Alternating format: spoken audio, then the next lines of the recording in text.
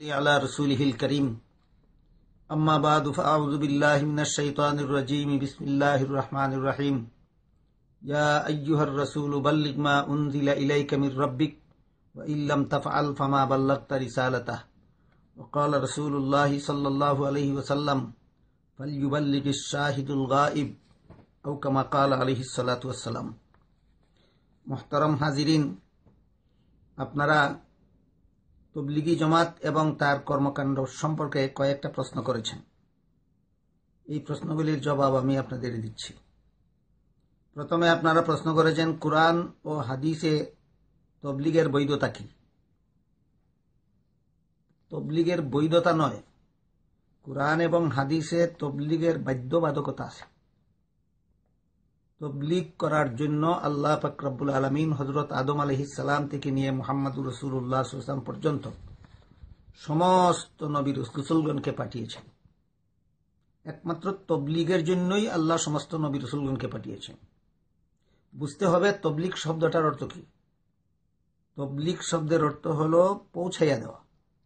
ইসলামের পরিভাষায় আল্লাহর বাণীগুলি, আল্লাহর আদেশ নিষেধ সমূহ আল্লাহর বান্দাদের কাছে পৌঁছাইয়া দেওয়ার নাম তবলিগ। আল্লাহর সমস্ত আদেশ নিষেধ এবং যাবতীয় বাণী সমূহ আল্লাহর বান্দাদের কাছে পৌঁছাবার জন্যই আল্লাহ সমস্ত নবী রাসূলগণকে পাঠিয়েছেন।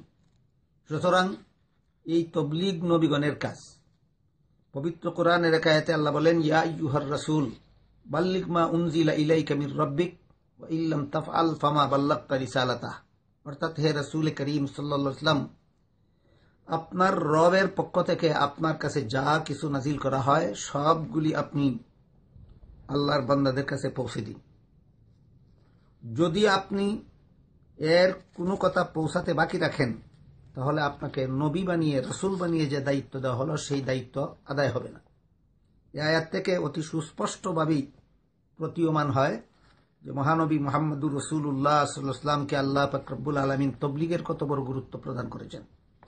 একটা কথাও তবলিগ করার বাকি থাকলে রাসূলের দায়িত্ব পালন হবে না বলে আল্লাহ অত্যন্ত কঠোর সতর্কবাণী উচ্চারণ করেছেন।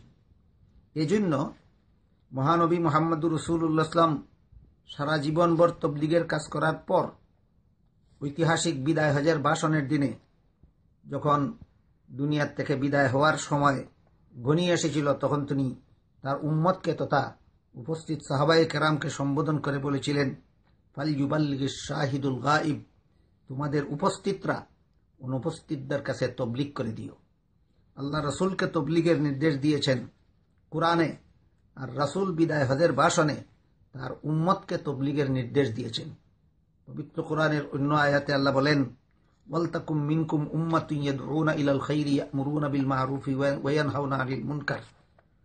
অর্থাৎ তোমাদের মধ্য থেকে একটা দল এমন থাকা চাই যারা মানুষকে সৎ কাজের আদেশ করবে ও সৎ কাজে নিষেধ করবে।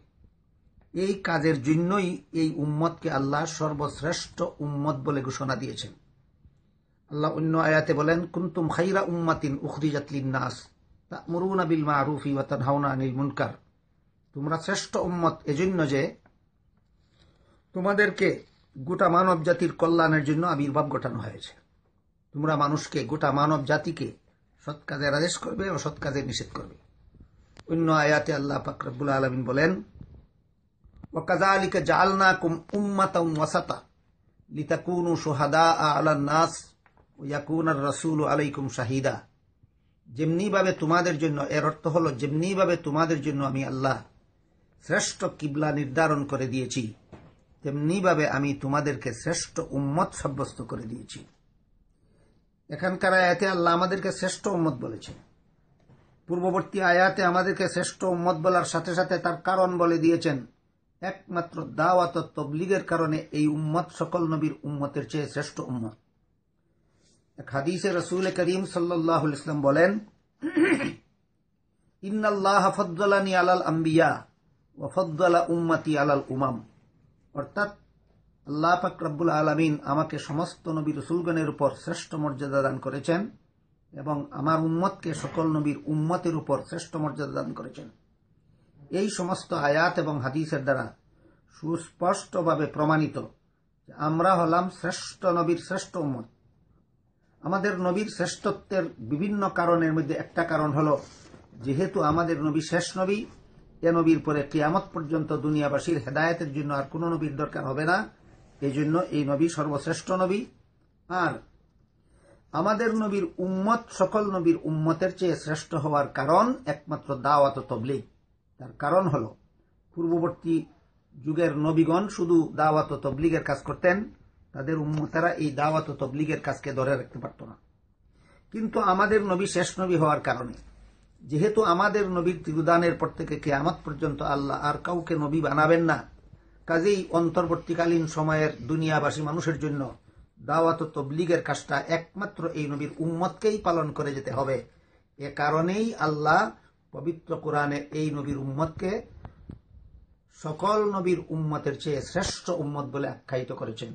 সারমর্ম হল, এই উম্মতের শ্রেষ্ঠত্বের একমাত্র কারণ হল দাওয়াত ও তবলিগ। সুতরাং এই তবলিগের বৈধতা নয়, বরং এই তবলিগের বাধ্যবাধকতা আছে। এই উম্মতের জন্য কিয়ামত পর্যন্ত তবলিগের কাজ করে যাওয়া আল্লাহ পাক রব্বুল আলামিন বাধ্যতামূলকভাবে করে দিয়েছেন।